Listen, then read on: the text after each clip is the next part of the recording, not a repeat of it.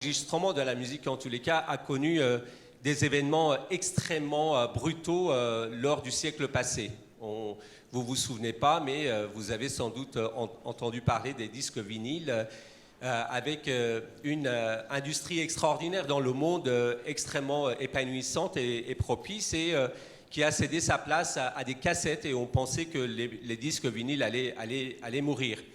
Et puis... je me souviens très bien, vous avez peut-être entendu parler, puisque vous êtes tous très jeunes ici dans la salle, des années 80 avec des Walkman où chacun, en toute liberté, écoutait de la musique avec des cassettes. Et puis la cassette donne la place à des disques compacts, et puis des CD prennent, encore aujourd'hui, sont le plus écoutés en matière de musique du monde. Et puis l'ère numérique a réévolutionner visiblement donc le monde, et puis très justement la musique. Et la musique traditionnelle en fait forcément partie en matière de la musique enregistrée, j'entends. Pourquoi la musique s'est adaptée aussi facilement? Parce que sans doute techniquement, c'est beaucoup plus simple d'adapter la musique à l'ère numérique que le cinéma ou le livre, si on voulait juste prendre les aspects différents du monde culturel. La musique, le CD se transforme en MP3 assez facilement, et techniquement, donc, on a cette facilité d'adaptation de la musique à l'ère numérique. Deuxièmement, parce que la musique, comme le festival l'indique, n'a pas de frontières, c'est un no border. Il n'y a pas besoin de traduire une musique d'une langue à une autre, d'un pays à un autre. Donc, s'adapte facilement à l'ère numérique. Et puis, d'autre part, puisque la jeunesse est née pratiquement avec l'ère numérique, et c'est la jeunesse essentiellement dans le monde qui écoute la musique, cette adaptation se fait beaucoup plus facilement. Et puis, il faut aussi prendre en considération la facilité que l'ère numérique a apportée pour beaucoup d'entre nous, beaucoup d'entre vous, les jeunes dans le monde entier aujourd'hui peuvent, grâce à des moyens numériques, se produire tout seuls, parfois avec des moyens assez limités, et puis via les réseaux sociaux, lancer des clips ou éventuellement mettre sous le projecteur l'immense talent qu'ils possèdent. Donc l'ère numérique a apporté beaucoup de changements, et comme tout outil, à bon ou à mauvais escient, pourrait être utilisé. Et puis, quelques mots de la musique traditionnelle. Chacun de nous a une mère et un père. Donc, chacun de nous a biologiquement un peu plus, certes, de sa mère et de son père. Donc, moitié-moitié. Et chacun de nous a des grands-parents, et donc, ça se multiplie de génération en génération, les choses... en multipliant par 2 à chaque fois. C'est-à-dire que quand vous montez de 10 générations de chacun d'entre nous, on arrive à 1024 personnes qui ont fait que nous sommes aujourd'hui là. Et à chaque fois que vous remontez d'une génération à une autre, vous avez 50% de chacun, 25% de chacun, et puis 12,5, et ainsi de suite. La signification génétique de chaque être devient de plus en plus insignifiante. Et si vous remontez de 20 générations, par exemple, vous vous trouvez avec 1 048 000 personnes. De telle sorte que nous sommes tous des frères, des concitoyens, des musiciens de Chili, d'Argentine, de Russie, de Stockholm. On est tous un peu azaris, on est tous des concitoyens de Shakespeare. C'est pourquoi je pense sérieusement que la musique modale, et j'espère pouvoir... participer et entendre l'avis des experts aujourd'hui, nous sommes tous tellement touchés par la musique traditionnelle, puisque ça touche à notre ADN, à nous tous. C'est la raison pour laquelle la musique traditionnelle n'est pas un objet de musée.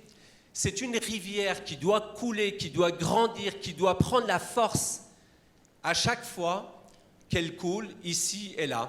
Et je pense qu'il est de notre devoir de faire grandir cette rivière et lui donner encore plus de force et de vigueur.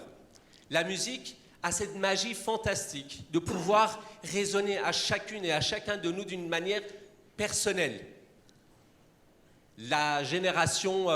Toutes les générations grandissent grâce à travers la musique, et elle nous relie de génération en génération, alors que tant d'autres choses nous divisent. cette magie, je sais que cette 9e édition de No Border la porte, et je sais qu'en chacun de vous, cette magie va permettre, durant des années à venir, de faire vivre ce festival de No Border. Merci beaucoup.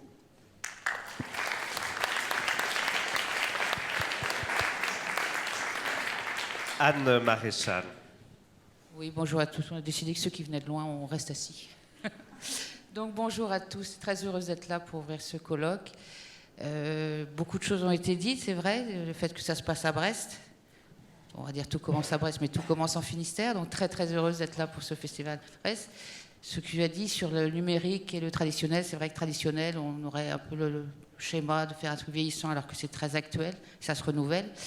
Mais moi j'aurais voulu parler de transmission et de territoire, parce qu'en tant que représentante du département, c'est vrai que la transmission, l'enseignement artistique est une de nos compétences. Je salue aussi ici les membres de Musique et Danse en Finistère, que je vais aller rejoindre, donc je ne pourrai pas rester avec vous.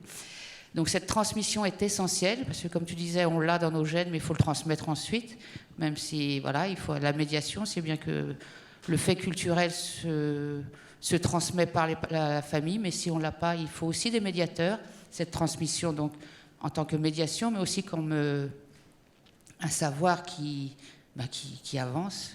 Il faut le faire avancer, tout ça il n'avance pas, moi je suis un peu persuadée de ça.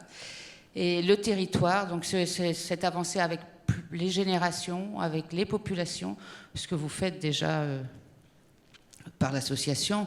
Tout ce travail est essentiel si on veut que demain on puisse encore être ici, transmettre, parler de la musique, des valeurs qui sont véhiculées par ces chants.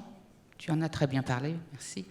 Donc voilà, donc je suis très heureuse d'être là aujourd'hui. Malheureusement, le Finistère est très très très riche en faits culturels, en événements, en rendez-vous. Donc je ne pourrai pas rester toute la matinée, mais vraiment, j'essaierai de me déplacer. J'ai vu qu'il y avait à Vannes, et pour moi, Vannes est plus près. Donc c'est peut-être sur Vannes que j'irai. Voilà, merci beaucoup et bon travail à vous et bon festival. Et bienvenue à ceux qui viennent en Finistère pour ce festival.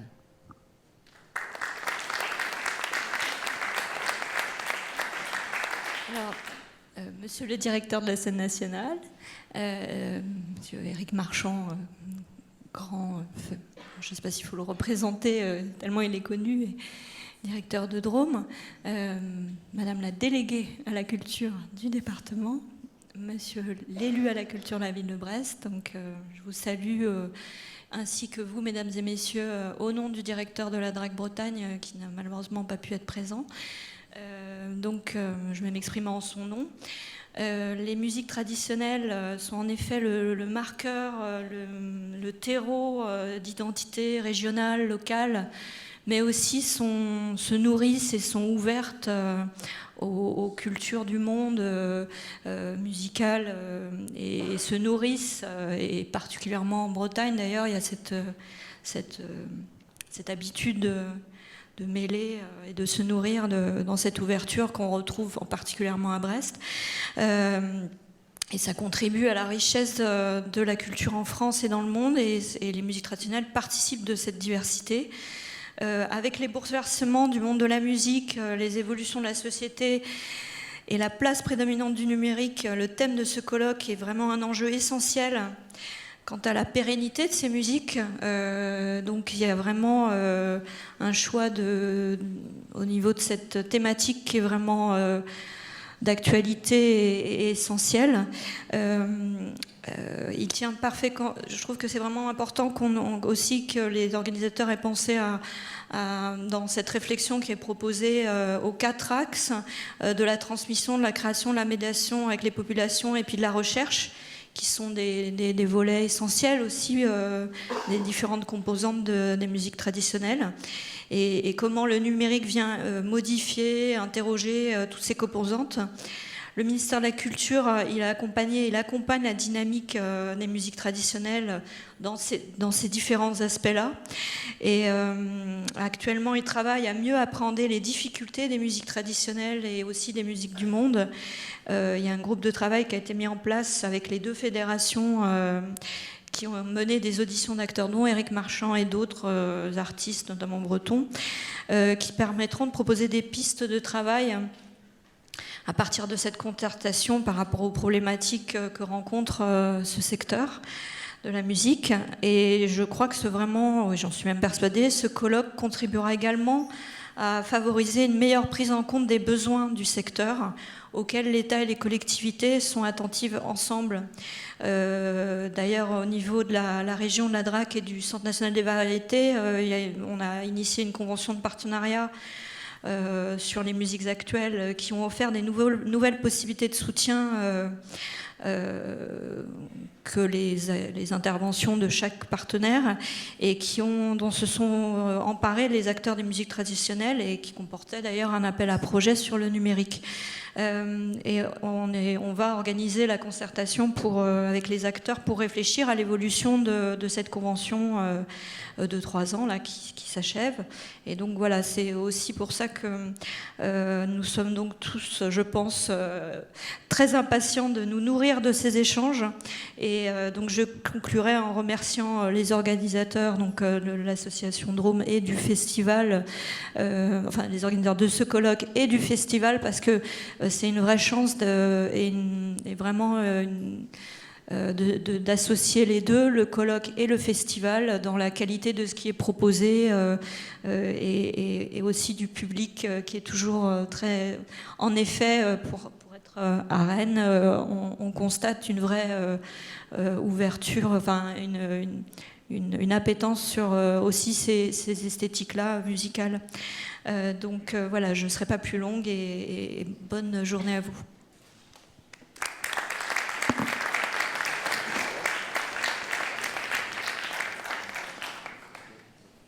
Bien, merci à vous d'être venus de loin ou de près et malgré des problèmes de santé.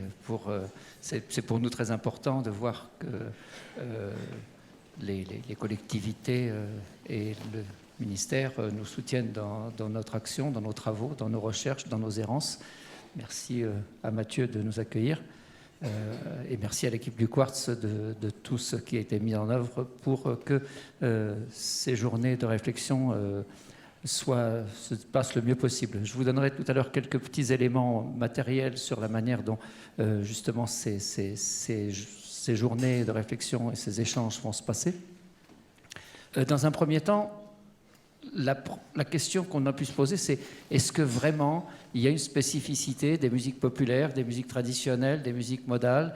Est-ce que cette spécificité nécessite qu'on se pose la question de l'ère numérique et des outils numériques? Est-ce que ce fonctionnement n'est pas commun à toutes les formes de musique, musique savante occidentale, musique pop, etc. Oui, en partie, certainement, mais cependant, comme nous sommes dans des musiques de tradition orale et qui sont liées souvent à des territoires, sinon à des artistes, peut-être que une espèce d'universalité de la connaissance passe à côté des spécificités et de la compréhension que chaque culture peut avoir de son expression musicale. Donc on s'est dit que ça valait quand même la peine de réfléchir un peu à cette spécificité. D'autant plus que, pourquoi parler du numérique aujourd'hui? L'association Drôme s'est lancée directement depuis 3 ans, mais depuis bien plus longtemps dans la réflexion, vers un portail des musiques modales qui va amener à expliquer d'une manière, je vais dire, sinon simple, au moins directe, puisque vraiment liée à des œuvres musicales, ce qu'est la spécificité de la musique modale, ce que sont les spécificités des musiques modales. Et comme on sait, la question est de dire, c'est quoi la musique modale? C'est quoi les musiques modales? C'est quoi la modalité? Puisqu'on nous pose la question régulièrement et que nous avons beaucoup de mal à y répondre, on s'est dit que la meilleure manière d'y répondre, c'était de faire écouter des choses et d'y mettre des analyses après l'écoute. Donc, on présente ce portail à bon an, mal an, quelques mois de retard, mais on tenait quand même à vous le présenter lors de ces journées et à voir les choses d'une manière plus large sur le numérique. Comme ce n'est pas la spécialité de tous les membres de l'association Drôme de travailler sur les nouvelles technologies et sur le numérique. Nous avons eu le plaisir d'appeler Erwan Burban pour se charger de la coordination scientifique de ces journées, de trouver des spécialistes, des gens qui vont parler tant sur le niveau de la didactique, sur le niveau de la médiation, de la création, de l'utilisation du numérique. Mais ça, vous avez déjà probablement lu dans le programme les différentes interventions. Donc, Erwan Burban, qui est directeur adjoint au Pont Supérieur, qui est avant tout musicien, trompettiste, sonneur, et probablement geek, comme le sont bien des gens de sa génération, nous semblait être la personne la plus à même de parler de tous ces sujets et en tout cas de construire ce discours, et notamment, y compris le titre Écran total et musique locale, qui est un clin d'œil assez intéressant. Voilà, donc voilà où en sont nos interrogations. Je disais au départ que moi, il me semblait qu'il y avait une spécificité des musiques modales. Il est probable qu'à la sortie de ce colloque, on se pose des questions inverses ou pas. C'est ça, c'est l'avantage de ce type de réflexion. Comme chaque année précédemment, comme on l'a fait précédemment, il y a un micro qui circulera après les interventions et après les tables rondes ou les discussions ou les échanges entre les personnes invitées. Et donc, vous pourrez poser des questions, mais on a instauré un nouveau système de questions. Vous avez, pour ceux qui n'ont pas de smartphone complexe, etc., vous pouvez écrire sur un bout de papier blanc et puis vous le collez sur cet écran blanc qui se trouve à votre gauche, c'est-à-dire à ma droite. Mais vous pouvez aussi utiliser les nouvelles technologies numériques et, à partir de votre smartphone. Alors, il y a un lien, je l'avais noté hier, mais je l'ai oublié. J'avais noté ça. Ah non. Oui, c'est ça. Alors donc déjà, c'est Sly, sli.do. Et ensuite, vous allez sur dièse colloque Drôme. Voilà, j'avais noté ça hier et je ne l'ai pas noté. En plus, moi, j'ai... D'accord. Comme quoi le numérique a encore besoin d'un peu d'écrit. Et voilà, moi j'ai ça comme téléphone, donc je vous rassure tout de suite, ça ne marche pas, c'est pour ça que je ne fais pas de la pub. Hein, mais voilà. Écoutez, je vous remercie de votre attention qui va être de nouveau sollicitée pour toutes les discussions. Cette année, nous recevons des artistes et des spécialistes de différentes zones, de différentes régions du monde, Afrique, Canada, Bretagne, ailleurs, dans d'autres régions de France, et j'en oublie probablement. Merci à tous. On va conclure cette introduction et on va demander à Sarah Karlikoff et Kamel Zekri, Pauline Villerval, qui vont intervenir avec moi sur la première des tables rondes. Merci.